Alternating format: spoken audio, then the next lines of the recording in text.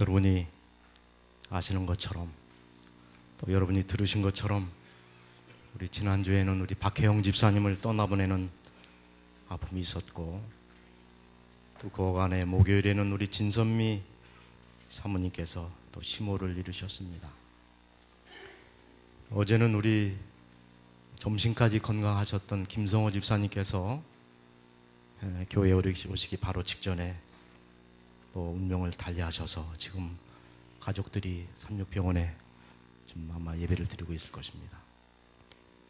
오늘 새벽에는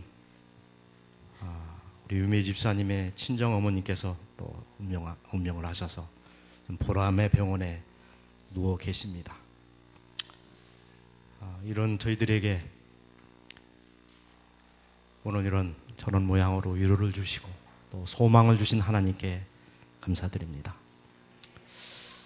저는 믿습니다. 우리 주님이 속히 오실 것을 믿습니다.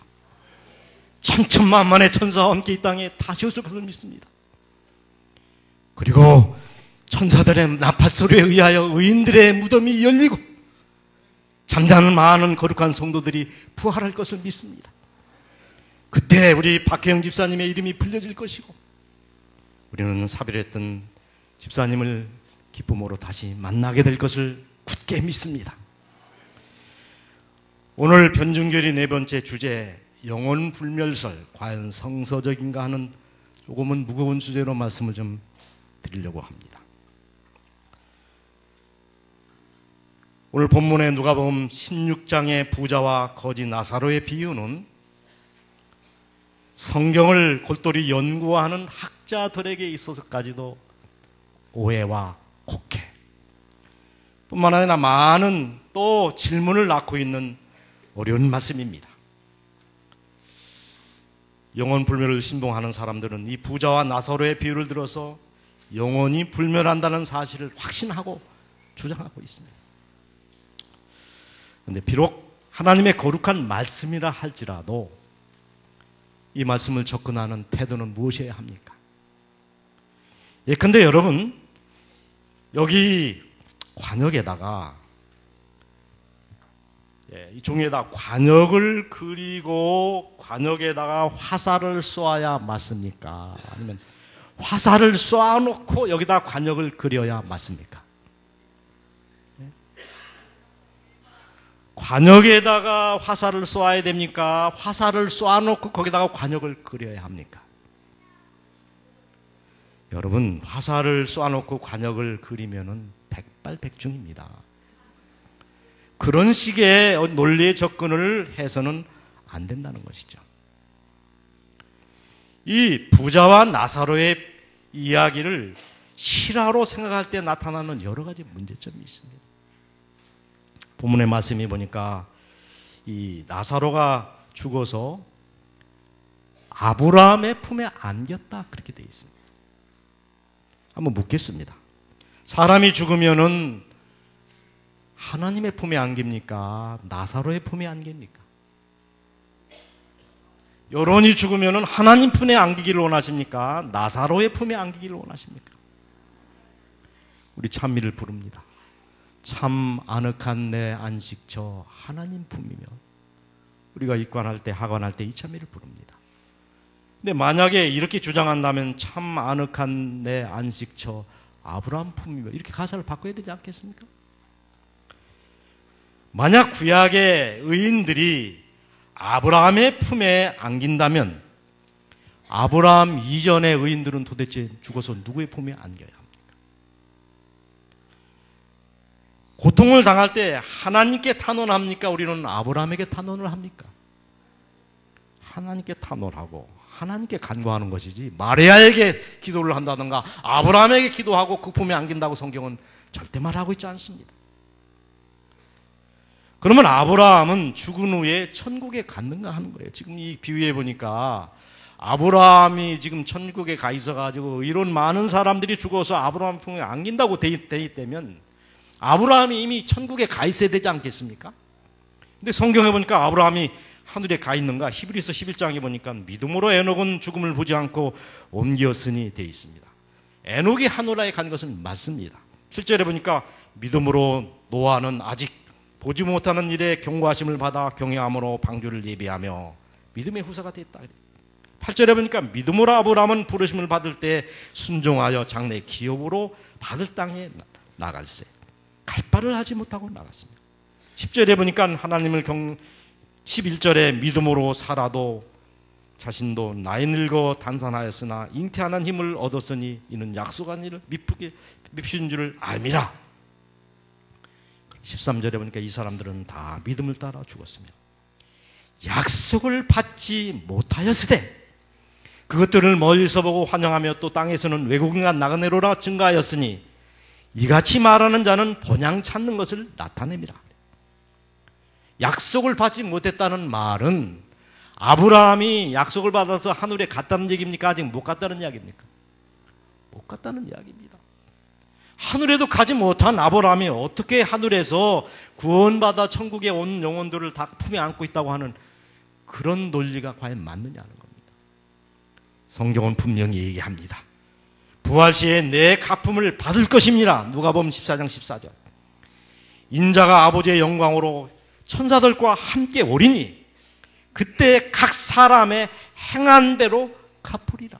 그때 예수님이 이 땅에 오실 때 각 사람의 행위대로 갚아주시겠다. 그러므로 아브라함은 여전히 이 땅에 있습니까? 하늘에 가 있습니까? 이 땅에 있다는 거예요. 그래서 아브라함의 품에 안긴다고 하는 것은 비유이지 이것이 실제 상황이 아니라는 겁니다. 더 나아가서 여기 이제 그 영혼 불멸을 주장하는 사람들은 영혼이 있고 육체가 있다. 죽으면은 육체는 땅에 묻히지만은 영은 하늘에 올라가서 아니면 뭐 지옥에 가든지 연옥에 가든지 하나님 품에 안기든지 그렇게 한다고 얘기합니다. 육체와 영혼을 분리해서 얘기합니다. 근데 지금 아브라함의 품에 안겨 있는 나사로 말고 지금 지옥에 가 있는 그저 부자는 어떻게 하고 있습니까? 너무 뜨거우니까 나에게 어떻게 하라는 거예요? 좀 물을 찍어서 내 혀를 좀 서늘게 해달라. 묻겠습니다. 육체 말고 영혼도 뜨거운 거 느끼고 아픈 거 느끼고 고통을 느끼나요? 육체가 그걸 느낀다고 하면 이해를 하겠습니다. 그런데 이제 육체는 그죠? 영혼이 이렇게 천국에 갔는데 뜨겁고 아프고 고통을 느끼고 지옥에 갔는데 이게 말이 되는 얘기입니까? 영혼을 이분으로 나누지를 말든지, 그 다음에 육체는 뭐 영혼이 고통을 느낀다고 하지를 말든지 맞지 않는 것입니다. 영혼은 육체나 물질이 아니기 때문에 불에 타거나 고통을 당할 수가 없는 겁니다. 만약 이 이야기를 사실대로 받아들인다면 나사로나 이 부자는 영혼이 천국에 간 것이 아니라 육체와 함께 간 것으로 되어 있습니다. 네, 여러분 묻겠습니다. 악인이든 의인이든 죽은 사람이 무덤에 여전히 있습니까? 영혼은 하늘에 가고 육체는 땅에 있습니까? 아니면 다 영혼도 육체도 지금 땅에 있는 것입니까? 이것을 실제로 상황으로 받아들이면요 맞지를 않아요. 영혼도 천국에 갔고 지옥에 갔고 육체도 천국에 갔고 지옥에 갔고 이렇게 되어 있지 따로따로 간 게 아닙니다. 왜요? 고통을 느끼고 호소하는 모습을 봐서 그렇습니다. 사도행전 2장 29절 34절 다윗은 하늘에 올라가지 못하였으니 그랬습니다. 이미 베드로는 죽은 지 700년이나 지난 다윗을 이야기하면서 아직 그가 하늘에 가지 못했다고 단언하고 있습니다. 성경은 말합니다. 보라 내가 너에게 비밀을 말하노니 우리가 다 잠잘 것이 아니오 마지막 나팔에 순식간에 홀연히 다 변화하리니 나팔 소리가 나매 죽은 자들이 썩지 아니할 것으로 다시 살고 우리도 변화하리라. 얼마나 분명하고 명명백백한 말씀입니까? 또 문제가 되는 것은 여기 저희 음부에서 고통 중에 눈을 들어 멀리 아브라함과 그 품에 있는 나사로를 보고 불러가로되 아버지 아브라함이여 나를 긍휼히 여기사 나사로로 하여금 그 손가락 끝에 물을 찍어 내 혀를 서늘케 하소서. 자, 여러분 봅시다. 우리가 하늘에 갔는데 나는 다행히 천국을 갔고 내가 잘 아는 어떤 사람이 지옥에 떨어졌습니다. 천국에서 보니까 지옥에 간 사람이 지금 막 고통을 당하고 있습니다. 자, 천국과 지옥이 그렇게 혼재된다면 이렇게 뻔히 보이는 곳에서 내 사랑하는 아들이, 딸이, 남편이 고통을 당하고 있다면 그것이 천국입니까? 지옥입니까? 저는 그런 천국이라면 갈 마음이 별로 없습니다. 더군다나 죽은 사람이 이 생에 돌아와서 우리에게 복음을 전한 적이 있습니까?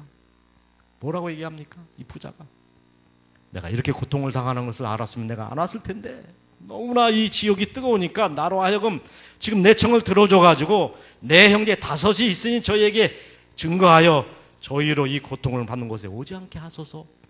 이렇게 얘기하는 장면이 나옵니다. 묻겠습니다. 여러분 죽은 사람이 저 지옥에 갔던 사람이 살아와가지고 내 지옥 갔더니 너무 불이 뜨거우니까 여러분 오지 마시오. 이렇게 증거한 사람이 있었습니까? 있은 적도 없었고 있은 적도 없고 있지도 않을 것입니다. 교리적으로 맞지 않습니다. 다시 묻겠습니다. 이 부자와 나사로의 이야기는 비읍니까 실합니까? 제가 얘기하면은 객관성이 없기 때문에 천주교에서 펴낸 에레미야 분도 출판사에서 예수의 비유에라는 책에 177페이지에 이렇게 되어 있습니다. 잘 들어보십시오.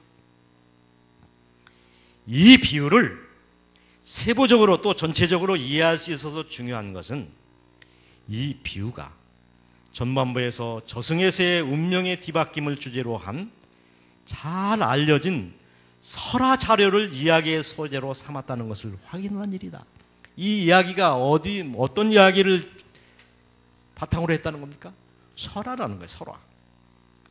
이것은 시 오리시스와 그의 아버지 센톤 카엠 베제가 죽음의 나라를 여행하는 것을 다룬 이집트 설화인데, 설화가 뭐죠? 지어낸 얘기라는 것입니다. 설화인데 다음의 말로 끝을 맺는다. 지상에서 선한 자는 죽음의 나라에서 좋은 대우를 받고 지상에서 악한 자는 역시 그곳에서 나쁜 대우를 받는다. 이게 이제 이 책의 결론입니다. 알렉산드리아의 유대인들이 이 이야기를 팔레스타인에 전했고 이곳에서 이 이야기는 가난한 서기관과 부자 세리 마르마얀의 이야기로 널리 알려져 있다. 예수님이 이 이야기를 소재로 삼았다는 것은 그가 이것을 큰 잔치에 비유해서도 역시 이용하였다는 사실을 확인하게 된다. 이미 유대인들이 이런 얘기를 익숙히 알고 있었기 때문에 그들이 알고 있는 얘기를 끄집어내면서 이것을 비유로 말하는 것입니다. 이 비유는 누구를 향한 비유였던가? 그렇다면 특히 유대인들의 삐뚤어진 부자를 향한 비유였다는 것입니다. 정당치 못한 부로 자신의 향락만을 일삼아왔던 이 졸부들을 향한 경고요. 역으로 의로운 빈자들을 위로하는 말씀으로 이 비유가 베풀어졌다는 것입니다. 누가복음 16장 19절에 이 부자가 있어 한 부자가 있어 자색 옷과 고운 베옷을 입고 날마다 화로이 연락하였는데, 이 말씀은 좀 우리가 좀 들어갈 필요가 있습니다. 이 자색 옷이라고 하는 것, 고운 베옷이라고 하는 것이 얼마나 비싼 옷이냐면 금의 무게와 같아도 금보다 2배나 비싼 옷이랍니다. 어떤 학자는 이 두 옷을 물경 얼마라고 여기 주석을 해놨냐면 34,000달란트 정도 된다. 금. 한 달란트가요, 한 사람 품값입니다. 34,000일을 노동해서 살 수가 있는 옷이기 때문에 이 옷이 얼마짜리라는 것입니까? 감히 가난한 사람은 바라보지도 못할 엄청난 그렇게 비싼 그런 옷이라는 거예요. 성경은 절대로 정당한 부를 정죄하지 않습니다. 열심히 벌어서 또 적당한 어떤 부를 누리는 것, 절대 그것을 탓하지 않는 것입니다. 문제는 잘못된 부의 개념을 가진 사람들이 문제라는 것이죠. 특별히 누가복음 16장에 본 청지기의 비유가 나오는데 그 다음에 이어지는 말씀이 14절입니다. 바리새인들은 돈을 좋아하는 자라. 이 모든 것을 듣고 예수님이 이와 같은 비유를 듣고 그들이 비유권을 그랬습니다. 이 당시 바리새인과 부자들은 예수님의 가르침을 무시하고 받아들이지 않았습니다. 특별히 청지기의 비유를 베푸니까 비웃었다고 얘기합니다.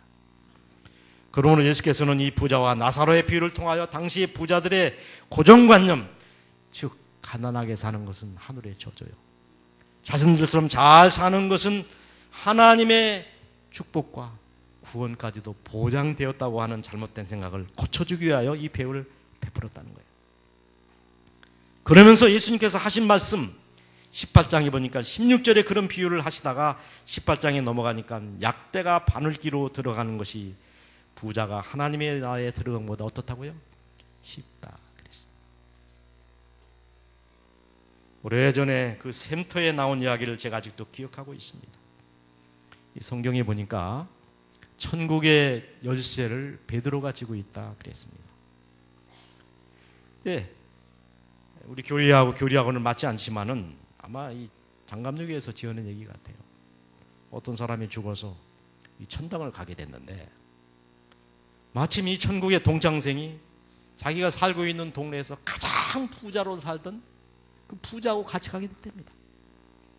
가장 못 사는 이 사람과 가장 잘 살고 호화로이 살던 부자가 이 천국 동창생이 돼가지고 천국문에 떡 섰습니다. 자, 하늘이 공평한 곳이라면은 천국문을 부자부터 열어줘야 됩니까? 가난한 사람부터 먼저 열어줘야 됩니까? 제 생각에는 가난한 사람에게 기회를 줬으면 좋겠는데 그렇지 못하다면 똑같이 기회를 주든지.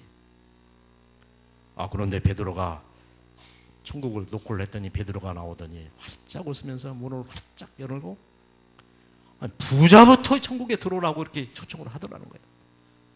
그래서 이 가난한 사람이 생각하기를 나는 그러잖아도 가난하게 살고 억울한 것이 많아서 천국에 대한 소망을 가졌었는데 이 천국에 와서까지 자기가 그죠?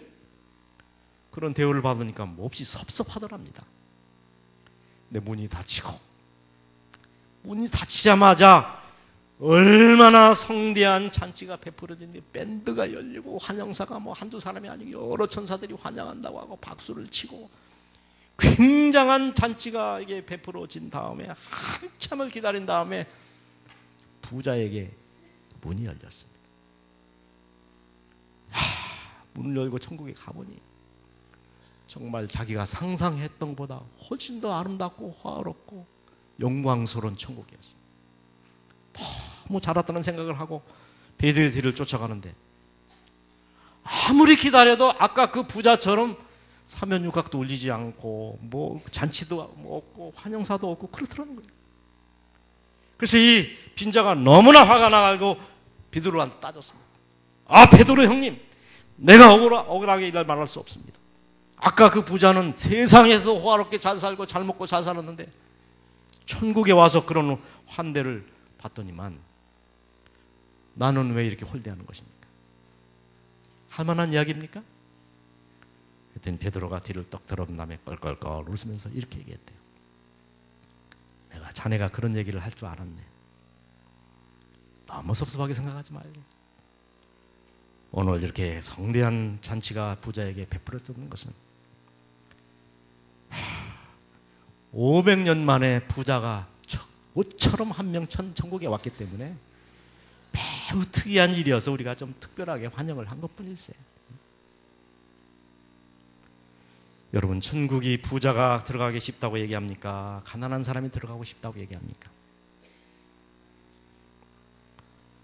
부자와 나사로의 이야기가 비유라면 우리는 이 비유에서 무엇을 깨닫고 이해해야 하는가?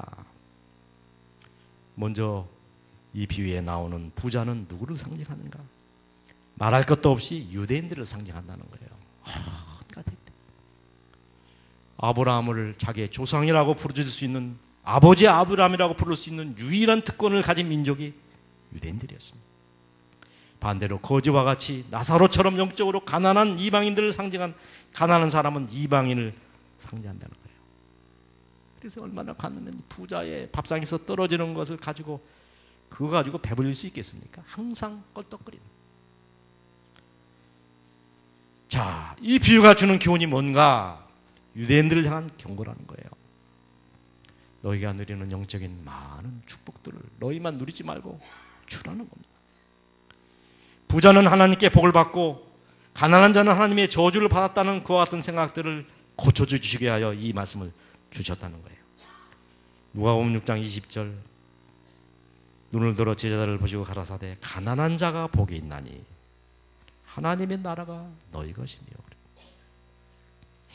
약간 좀 배가 고파야 합니다. 여러분, 소화가 안 된다든가 소화가 안 되시는 분들은요, 제가 특효약을 알려드리겠습니다. 하루만 굶어 보십시오. 밥맛 없고 소화 안 되는 게 어디 있습니까? 너무 배불러서 그래요, 여러분. 그 다음에 이 구원은 지위나 신분이나 소유 많고 적음에 관계가 없다는 것입니다. 진리를 거절하는 자에게는 하나님의 기적도 아무런 소용이 없다는 거예요.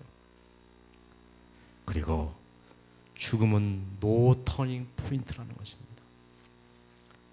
여러분, 죽었다, 이게 왜 억울하냐면 죽은 사람의 운명은 하나님도 바꾸지 못합니다. 이 사람이 죽는 순간은 그 사람의 운명이 결정되는 순간이에요. 절대 그 운명이 바꿔져 안 바꿔져요. 근데 내가 살아있다고 하는 것은 단 1분만 살아있다 한다 할지라도 그 기간 동안 그 순간에 우리는 우리의 운명을, 팔자를 바꿀 수 있어요, 없어요? 있다는 것입니다. 단 1분만이라도 우리의 잘못된 과거를 하나님께 내놓고 용서를 빌 수 있는 찬스가 있지만 죽으면 끝이라는 것입니다. 노 터닝 포인트. 그래서 기회를 놓치는 것은 여러분 구원을 놓치는 겁니다. 그래서 화이트는 이렇게 얘기합니다. 심판의 때 사람들은 그들이 거짓말을 양심적으로 믿었기 때문에 아니라 진리를 믿지 아니하였기 때문에, 진리가 무엇인지 배울 기회를 등한히 하였기 때문에 정죄를 받을 것이다. 잘못 믿어온 거 하나님 이해하십니다. 그러나 그것을 고칠 수 있는 기회가 있음에도 불구하고 그것을 놓쳐버린 것, 기회를 놓치는 것이 구원을 놓친 것이라고 얘기합니다. 그리고 마지막으로 우리에게 주는 교훈은 죽음 후에는 반드시 심판이 있다는 것입니다. 여러분, 나사로가 죽었습니다. 가난한 거지였죠. 성경은 그가 죽음에 라고 기록하고 있습니다. 무슨 말입니까? 아무도 주목해 주지 않는 그런 죽음이었다는 겁니다. 장례를, 거지니까요, 장례를 치러줄 사람도 없고 목놓아 울어줄 사람도 없고 무연고 죽음입니다. 당연하죠. 초라한 거지의 죽음입니다. 죽어 그냥 버려짐으로 끝났다는 말입니다. 반면에 부자의 죽음입니다. 살아서도 호의호식하고 잘 먹고 잘 살았는데 죽어서도 호사로운 죽음이었습니다. 많은 사람이 줄지어 주문하고 헌화하고 격식이 갖춰준 정중한 장례식이었습니다. 그래서 사람들은 이 부자의 죽음은 복된 죽음이고 이 거지 나사로의 죽음은 불행한 죽음이라고 판단했지 모릅니다.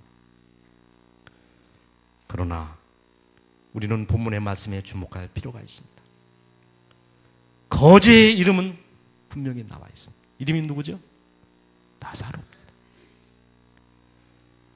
그러나 부자의 이름이 없습니다. 그냥 19절에 한 부자가 있어 그랬습니다. 참으로 안타깝게도 거지에게는 이름이 있는데 부자에게는 이름이 없습니다. 그냥 부자입니다. 하나님의 그 이름조차도 기억하고 싶지 않았던 처량한 부자인 것 같습니다.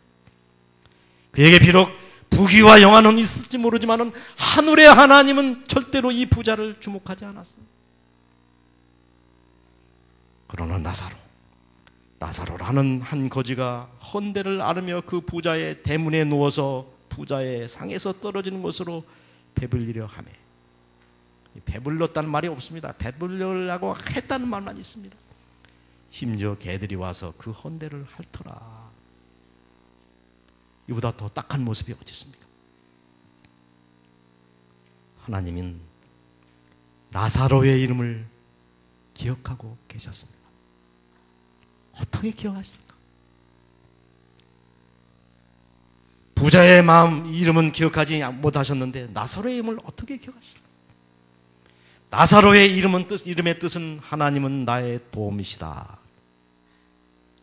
나사로는 하나님의 그 이름대로 하나님을 구하며 하나님을 도움 삼고 살았다는 거예요. 비록 그가 아프고 헐벗고 가난하게 살았지만 그는 늘 하나님을 앙망하며 하나님의 이름을 부르며 그를 유일한 도움으로 삼으며 믿음으로 살았기 때문에 그 이름을 하늘의 하나님이 기억을 했다는 것입니다. 아무도 알아주지 않는 사람, 무시당하며 살던 사람, 존재조차 없던 빌어먹고 사는 초라한 존재였지만 거처도 없고 변변한 입지도 없고 부자의 상에서 떨어지는 부스러기로 허기를 채우던 그 처량한 거지를, 그리고 마침내 병이 입혀 개들이 그 상처를 핥을 만큼 그런 절망적인 거지를 하나님은 기억하고 계셨다는 것입니다. 저는 그것이 우리에게 위로가 아니고 무엇이겠습니까, 여러분? 그렇게 생각합니다. 여기 실물교훈 413페이지, 일찍이 인간의 귀에 들렸던 모든 말 가운데 가장 슬픈 말은 예수님께서 이 땅에 오실 때 우리를 향하여 내가 너를 도무지 알지 못한다고 운명을 선고하는 말이다 그랬습니다. 하나님께서 여러분과 저의 이름을 기억해 주시길 원합니까?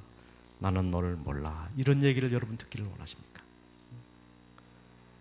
여러분, 이 세상의 생명체는 반드시 끝이 옵니다. 영원한 것이 없습니다. 재물도 권세도 명예도 부귀도 다 끝이 있습니다. 제가 묻겠습니다. 여러분은 부자처럼 살길 원하십니까? 거지 나사로처럼 되기를 원하십니까? 어떤 분이 이 질문 앞에 이렇게 대답했습니다. 목사님, 살아서는 부자처럼 살고 죽어서는 나사로처럼 되기를 원합니다. 정답이라고 생각합니다. 한 가지 여러분 기억하실 것은 나사로처럼 산 사람만이 나사로처럼 하나님의 사랑을 힘입을 수 있다는 사실입니다. 그러나 화 있을진저 나의 부유한 자여, 너희 부유한 자들이여, 너희는 너희의 위로를 이미 받았도다. 화 있을진저 너희 이제 배부른 자여, 너희는 줄이리로다. 화 있을진저 너희 이제 웃는 자여, 너희가 애통하여 울리라. 말씀을 마치겠습니다.